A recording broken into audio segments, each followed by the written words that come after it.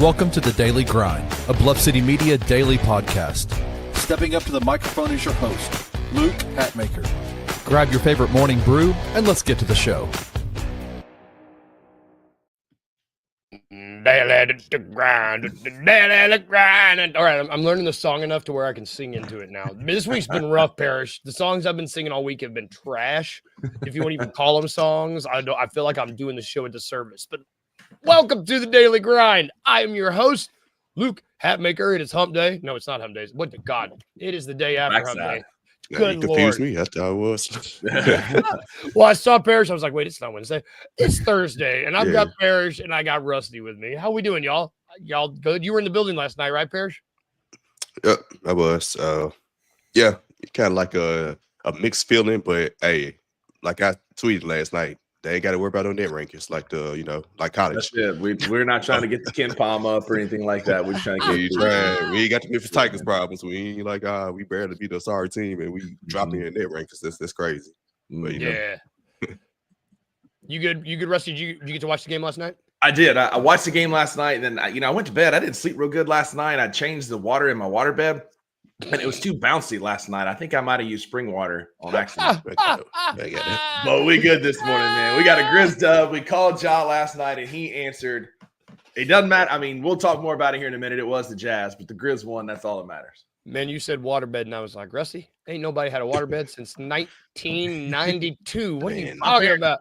My parents had one. It used to be like a whole Saturday ordeal of us draining the waterbed, filling it back up after we cleaned it. It was fun. This was also circa 93, so we have moved on, man. We have moved on as a country. We don't sleep on water anymore. The Utah Jazz looked like they slept on water as a bad transition because they didn't look terrible. They didn't look terrible. But the Memphis Grizzlies beat the Utah Jazz 122-115 last night. And this was a close game up until the final minute.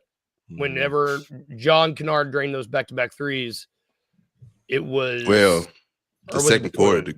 The second quarter, the Grizz took like a 19-point lead. We were about as many as 19. Yeah. I don't know the second or third quarter, but they went up by double digits in the second for sure. And then remember Utah made the run at the end of the third. It was when Utah made that run, guess who was not on the floor? Neither Ja Morant nor Desmond Bane. We had an all bench lineup. They I get that they came in and played, but during that run, we did not have a single one of our big three. Jaren obviously not on the floor. Which I could be mistaken, but I had to go back in the second half. I had to go back and rewatch the game in pieces. I watched some this morning, some last night. Didn't that all bench lineup get some run in the second quarter too? And didn't TJ realize they were getting? He yanked them. It seemed earlier in the game when they were about to give up a run in the second quarter, but not in the third. In the third, when they tied it up, what was he doing? He was a fan. The person I remember. The only person I remember getting yanked is Gigi. Yeah, what was that? Defense. Defense.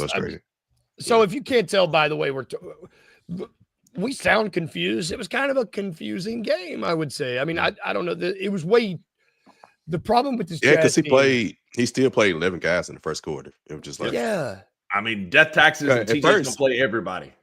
Because he took Zach Edey out early, so I thought, okay, maybe he tweaked his ankle or he was frustrated with him. Then he put him back in, so I was like, oh, he is playing 11 people. I don't get how you can continue to defend this and say that it's okay, because basketball is a rhythm sport, and how you get in a rhythm when you're playing 90 seconds here, 3 minutes here, pulled after 6 minutes here. It's hard to figure out what he's trying to do. And you can totally tell that it's based on analytics and math. There's no feel to it whatsoever. And it almost bit us hard last night if it hadn't been for Ja and Luke in that fourth quarter. Yeah. It's funny. Jay Huff played in the first or second, got 9 minutes. I mean, he wasn't bad in the minutes he got. He was the first person off the bench. Yeah.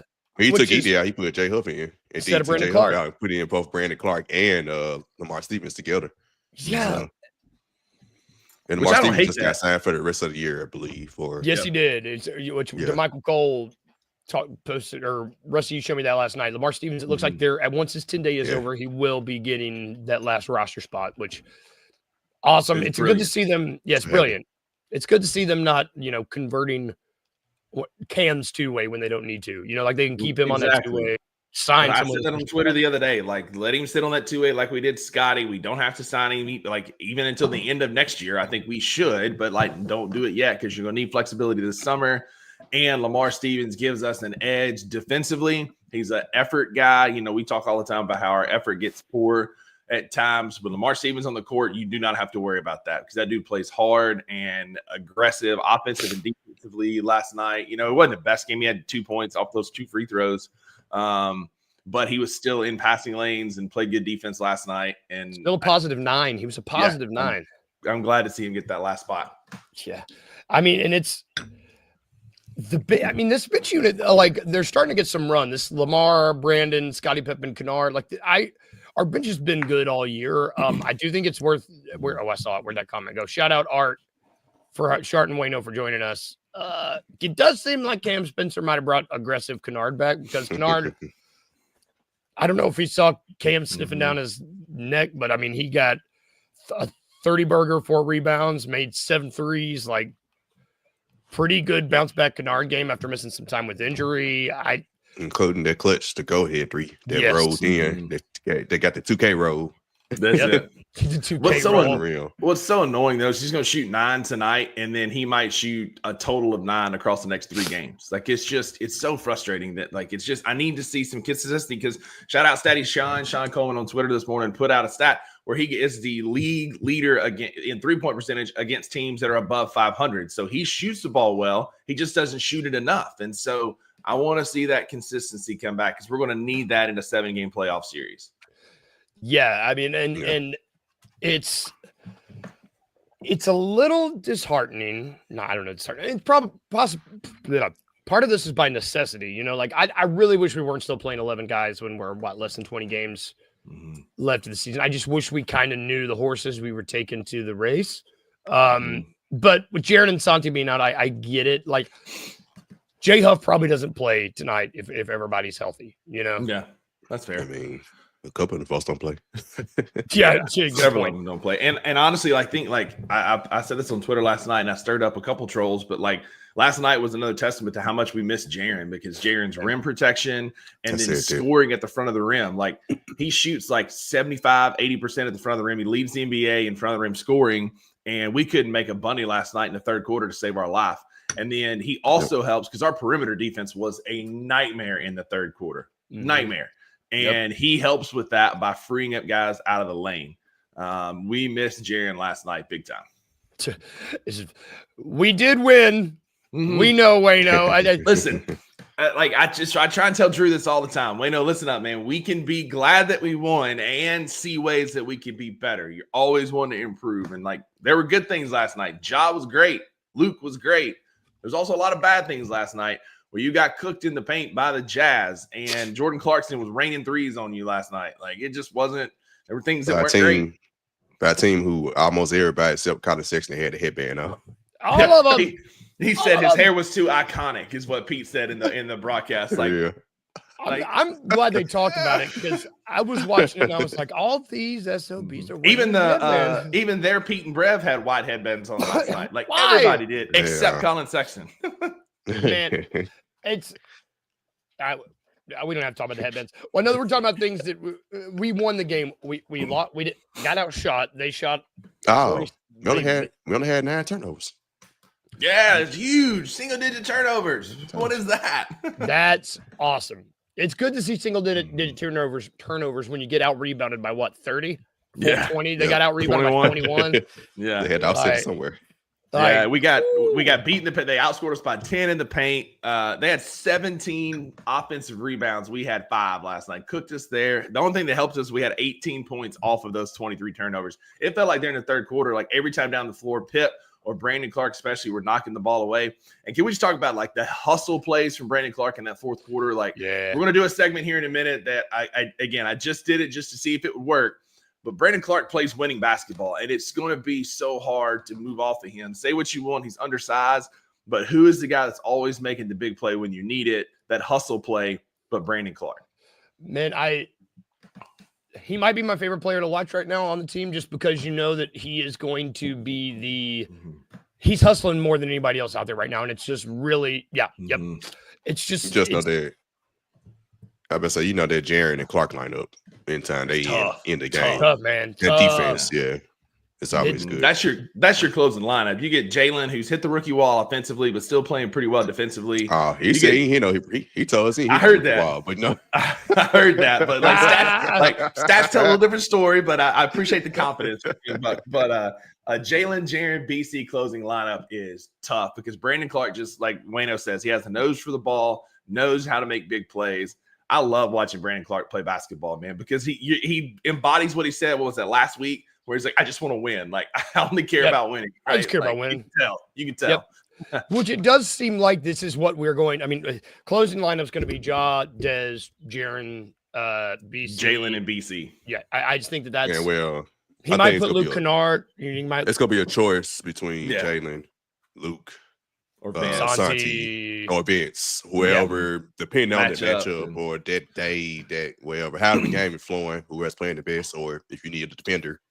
Or defense, or like Wayno said a few comments back. Like Utah's really long, so last night would have been a Santi, BC, Jaren closing lineup because of just size, right? But there's going to be smaller teams that we may face, like Oklahoma City, some of these other teams that you may go smaller with Jalen or Vince. But last night would have been a good Santi closing game because of just size. Yep. I mean, the Grizzlies were still able to close it. I mean, and they closed it in excellent fashion. Once that Luke, got that 2K roll. Ja, which after having a drought, I guess, after having a pretty abysmal shooting streak from 3-point land, like he's come on as of late. Like, I mean, he was 4-7 from last night. Was he our best 3-point shooter after Luke and Dez? He just keeps he hits the ones that count, right? Every time. He's going to miss the second and third quarter threes, but he's going to hit them fourth quarter threes. See, I said that. What was it after the game Monday? I was saying Shaq. I was like Shaq, like shaking the free throw line, man. Not good at it, but when it's clutch time, Ja and Shaq hit the free throw, Shaq hit the three. It's funny, like it's an autumn. I'm starting to feel like he could miss every shot through the whole game, but if he takes a 3 in the fourth, I'm like, that sucker's going in. I just feel so confident that it's going. Like when he took that wide open, when he left him open at the top of the key and he shot it, I was like, that sucker is going in. That's what I told Maggie. I was like, that's the one he doesn't miss, and he buried it because like it was clutch moments. It was a big needed 3, and that's the one. Like Ja has that clutch G, man, 100%. I love. Go ahead, Parrish. I will say I was worried a little bit. Remember him and Colin Sexton? That whole ordeal happened. Ja missed 2 free throws. And after he said, and Colin Sexton hit 4 in a row. So I was like, oh Lord, I hope I hope somebody handled it more better than the other person. He made up 4 3. Josh said the camera showed him, and Josh said, I don't miss these. And he proceeded to miss both of them. And I was like, oh no. Bad look. The optics are bad. But it's so good. Survey says you do. That remind me of when Gibber or who was that? LeBron told Gibber Arenas, you better know it's these free throws or your season is over. You can see it in this season. Dagger in the heart. Oh, man, it's great. There's just something about seeing Ja Morant sink a 3-pointer as the game's going, do his move, look at the camera, and say, "Call MF 12." It's just so good. It's just really nice. I don't know. After having to hear people, after us, like just worrying about Ja, like, man, is he okay? Like, it's just good to see him. This looks like Ja from yesteryear. Like, he just looks, he's playing like he is having fun. The team just seems like they're having more fun than they have in just last week. Even like this team is having more fun this week than they were last week. Whether that's Jaws getting more involved with the offense because they're kind of getting rely on him more. Yes, like for whatever reason, it's just good to see. I would say this was Jaws' 9th game in a row, scoring at least 20 points. So that's even before Jaren got hurt. So he was already kind of picking up steam. But they were losing, so we didn't feel it. and now it's turned to wins, and now it's like, okay, there we go. And he getting the clutch baskets and everything. So it's they just, what happened is, and here go the truth be told, when you play a lot of close games like that, it's gonna kind of be 50-50 each game. And I think the Grizzlies are now 5-4 in their last 9. 9 of the last 11 games that have been decided by 7 points or less. They're 5-4. That makes sense. It does. Think about loss averages. But you need that experience coming playoff time. And the nerds on Twitter are using this as steam, right? Ja plays more free. He plays better without Jaren when he actually was scoring, 20 plus when Jaren's on the floor. Yeah. It's okay to admit that we need both of those dudes to be good in order for us to go. Because this team is not just Ja's, it's not just Jaren's. Like when those two dudes are playing and rolling, we're going to be damn near unstoppable. But too many people take it. It's an either or, and it's a both and situation. Like we need John Morant to do his thing, and then we need Jaren, because there's been times where we've seen, Jaren set the tone in the first half, Des set the table in the third quarter, and Ja win the game in the fourth. And that's kind of what happened last night without Jaren. There's been other nights where Ja didn't have it, and Jaren closed the door. And so it's a both and, not an either or. And I'm sick of seeing that discord within our fan base. You know where I think it comes from? Like, it's like they're trying to do the same thing that they tried to do to Boston for years. Jason Taylor and Jaylen Brown. We got to split them up. They can't work together. I was like, bro, they consistently make the East Conference Finals. They made the NBA Finals. They like, why you split them up? You got two top 20 guys. You got two top 20 guys. Why are you splitting them up? Why do you have to split them up? That's it, man. Yeah, they still tried to split them. It was like, oh, well, Jason Taylor win Finals MVP. And they're always USA. It's like, oh, yeah. There always needs to be one of the big three on the floor, but there also needs to be a ton of minutes where all big three are on the floor at the same time. Yep. I mean, I'm glad you brought up the Boston point is really interesting, because everybody was like, split these guys up. And then when it got really loud right before Brown got paid, and then they paid him, which we're going to pay Jaren. And then everybody everybody seems to have quieted down now, because they realized, we've got two top 20 guys. We should just shut our mouth. It's pay the man. Pay the man his money. Pay the man. Pay the man. Enough about the Jazz game. I do want to talk about, you were talking about we were talking about who's closing in the playoff atmosphere. It's weird how a game. Well, the last thing, I will give the flowers to the Jazz. This team plays their asses off. They do play hard. Like, they play hard. I love Hardy, Coach Hardy. NBA forced them to pay all their players too. Yes, that's a thing, because it's so. I said this in the group chat last night. Look, it's criminal how they mismanaged Lauri Markkanen and basically shut him down after February in his prime, and so the NBA fined him $100K because he missed 9 games without an injury designation, and miraculously he could play last night. Man. Wow. They find them so much. It was needed, man. Needed. Very much so. Play Laurie, or else you're going to get 5. But we are looking. Make sure this is updated. Yeah. If the playoff picture ended today, if the season ended today, these, oh my God, we're the second seed. Yeah, we're second. We got the tiebreaker. Whoa. We are looking at some, man, this West playoff picture is going to be something. So right now, if the playoffs started tomorrow, let's say today, number 1 seed is OKC. That's not changing. They would have to implode. Shoot, it might actually be physically impossible for them to implode. It would be a biblical proportions. Like, it ain't happening. Yeah. And then you've got Memphis as the 2 seed. Denver as the 3 seed, and the Lakers as the 4 seed. All kind of, how many wins they got? They are all sitting with what? Like 42, and 40 wins. If I was a betting man, I would say it's between Memphis and Denver for that 2nd seed, just because with LeBron being out, I just think it's gonna be tough for the Lakers. Then you've got go ahead. Yeah, because they have, when I saw the last time I saw the strength of schedule, the Lakers were above us. They had like 4th hardest schedule, and we had 5th. So they similar. We're kind of before LeBron got hurt. I had it like a 3-horse race for the 3, the 4, and the 2nd seed. Those 3 teams were going at it. Then you got the Rockets, and you got the Warriors and Minnesota, all 3 kind of sniffing the next 3 spots. And then right now you got the Clippers, Sacramento, and Dallas rounding out the what have you. We don't have to talk about the play-in. Well, we can't talk about play-in. I see the Timberwolves getting that 7th seed. I think the Timberwolves are just playing really good ball. Won 6 in a row. They're good. Yeah, they're on the hot streak. They won. That's crazy. They won 6 in a row and they're still 7. Yeah. Yeah. So I'm just thinking, for the sake of this argument, let's say the T-Wolves are the 7 seed. Grizzlies aren't going to be the 1 seed. So right now, if the season ended today, you're looking at the 2-7 matchup of the Timberwolves is what the Grizzlies would have. Or Clippers, the winner. Or Clippers. Yeah, winner of the game. Give me that. Yeah. Give me that or give me the Rockets. So the point of the I do not. Or Golden State. Golden State in Minnesota are tied technically for 6. So that's either or. I just don't want to see Golden State. Yeah. Maybe that's me being a coward.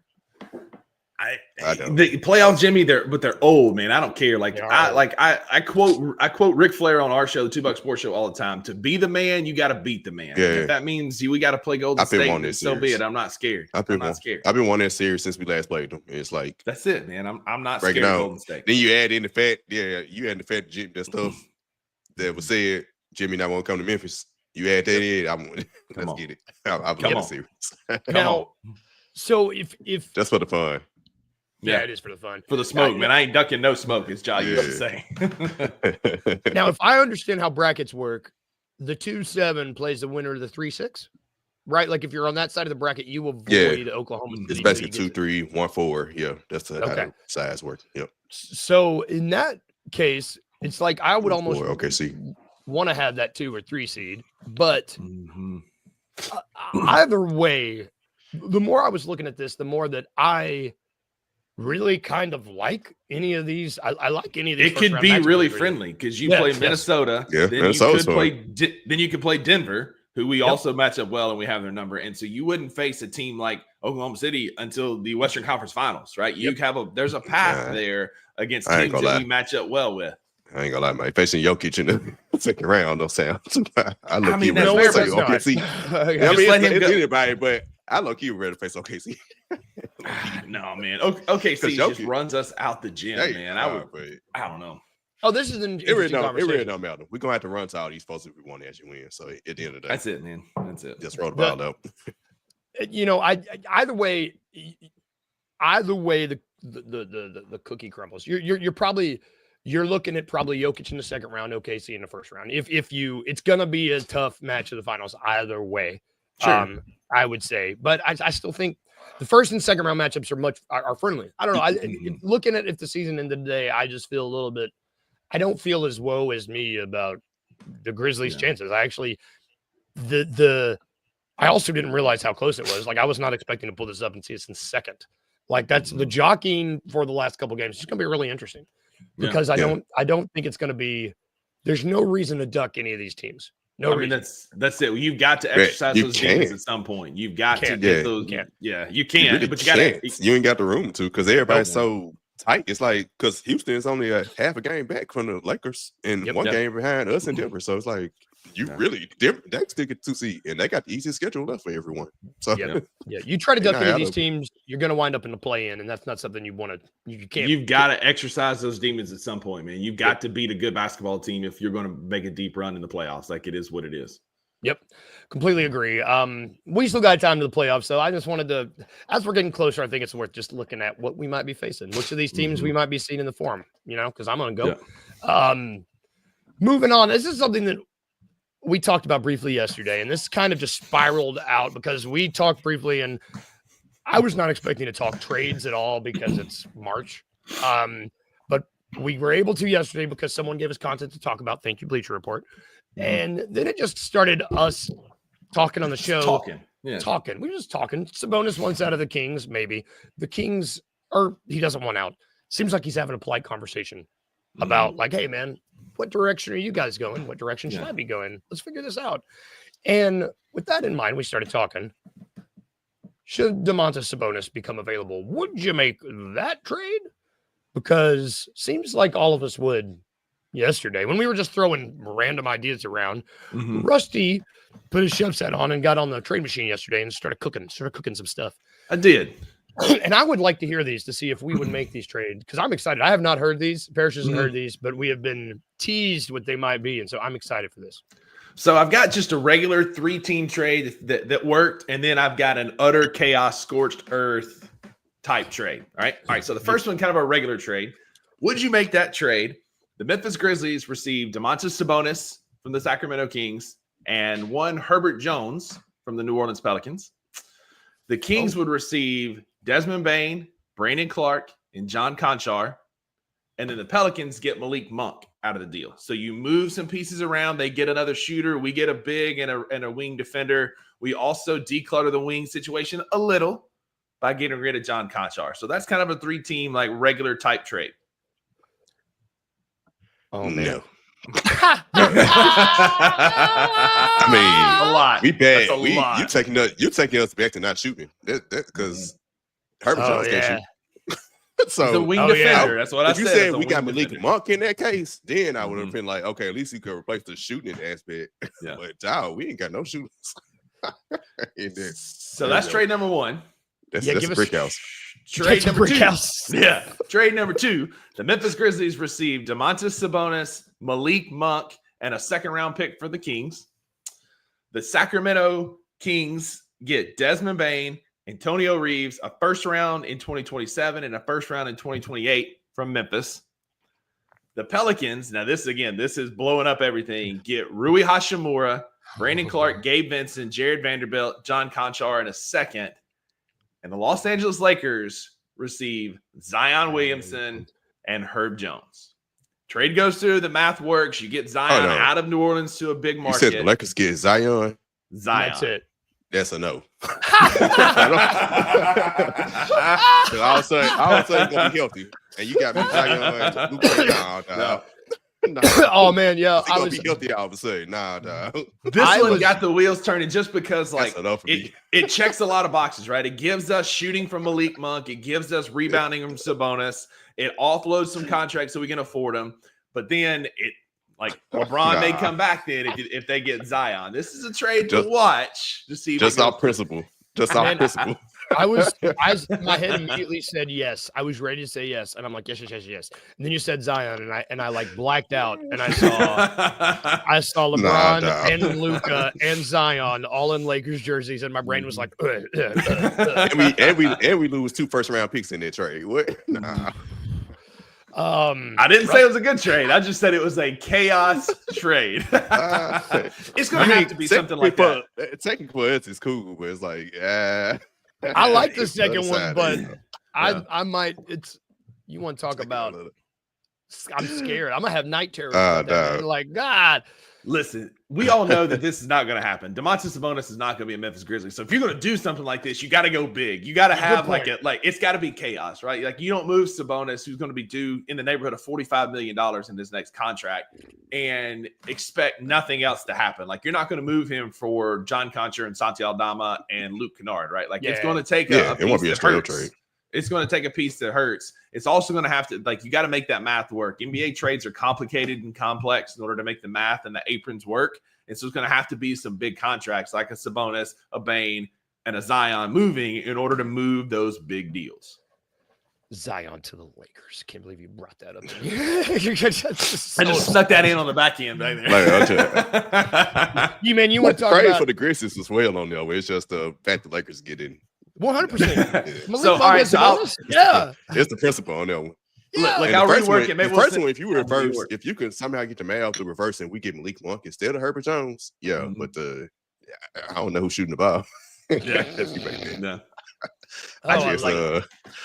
just, it's a pipe dream. It would be beautiful because, like Art says here, like, Sabonis does everything well that we don't. He's a great post passer. Yeah. He's a great rebounder. He creates his own shots. Like, he has had 26 plus rebound nights against the Memphis Grizzlies multiple times. And you get cooked on the boards. Like, you don't anymore with Sabonis in the game. In a lineup, it would take a Desmond Bane type contract, but a lineup of like Ja, Jalen. Jalen starts too, start two. Maybe I guess it'd be Gigi at the 3, or you'd have to get another wing there at the 3. Vince, maybe Herbert Jones in your. Or Malik Monk, if you could make it work, and then Jaren at the 4 and Sabonis at the 5 is brutal for other teams. Man, I'm still just picturing Zion on the Lakers jersey. So I think we're all in agreement. We would make this trade if it did not involve Zion to the Lakers in a Lakers jersey. I think we like it otherwise. Oh, and I really like the idea of getting Malik Monk on this team. I could. Yeah, I like Malik Monk's game, man. It fits really well. Like in the second, like again, like you're gonna have to do some things, and you may have to concede a little bit of ugliness here. But if Malik Monk and Domantas Sabonis both on this team make us immediately better. Yep, I will put this up here before we go. I would trade John Conchar, Jay Huff, sign and trade Santi for Sabonis, but I don't think there's no way. Ain't no mail. Because his contract, he's a restricted free agent, so his contract will start this year. But it's still $40 million. That's a lot to get to. 40.5 is what he's owed, and like when it gets reworked, it's going to be in the neighborhood of 45, 46. It's going to be a steep deal to swallow. Because Conchar is 6, right? And Huff is like 6. 1. So that means Santi has to get 33 at least. Nope. Maybe more. Nope. 35. Yeah, that's not happening. Again, Santi's payday will be around 12 million. It ain't gonna be 30 million. I can tell you that. Yeah. Santi makes 30 million. We might be having problems. That's a topic for another day, though. Thank you guys. Yeah, ain't gonna happen. That's gonna do it for our show today. Thank you guys for watching. Thank you, Art. Thank you, Wayno, Daniel, everybody that was hanging out in the comments. We really appreciate y'all. Seriously, thank you guys. The Grizz would have 3 guys getting paid. Yeah, we know, Daniel. We're not. We said this ain't gonna happen. We're just that's gonna be the case anyway in the future if we keep the current 3. So that's true. That's true. Technically. Topic for another day. Everybody have a good day at work today. If you're going to work, it is. If you're off, if it's your spring break, stay home, enjoy it. Enjoy this awesome weather. If we can leave you with 2 things today, like we always do, remember these 2 things. Remember to be a little weird and remember to smile. See y'all. We'll be back tomorrow. Thank you, guys.